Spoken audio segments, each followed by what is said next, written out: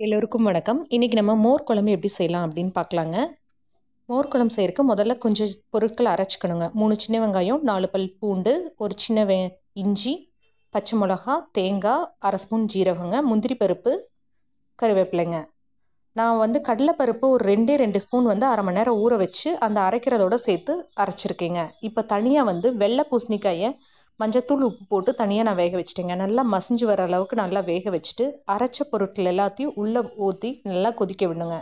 சிம்லேயே வச்சு நான் முதல்ல சொன்ன பொருட்கள் எல்லாமே அரைச்சி உள்ளே ஊற்றிடுங்க. இப்படி போட்டு கொஞ்சமாக உப்பு பத்தலை, உப்பு மஞ்சத்தூள் போட்டு மெதுவாக கொதிக்க வச்சேங்க. இப்போ அதை ஆஃப் பண்ணிடுங்க. ஆஃப் பண்ணதுக்கப்புறம் தனியாக தயிரை கெட்டியாக இருக்கிற தயிரை விஸ்கு வச்சு நல்லா கடைஞ்சிடணுங்க. எந்த வித மேலே ஆடையும் இல்லாமல் நல்லா தயிரை நல்லா கடைஞ்சிட்டேங்க. இது தயிர் ஸ்விட்ச் ஆஃப் பண்ணிவிட்டு ஒரு 10 நிமிஷம் கழித்து தான் நான் தயிர் சேர்த்துருக்கேன்.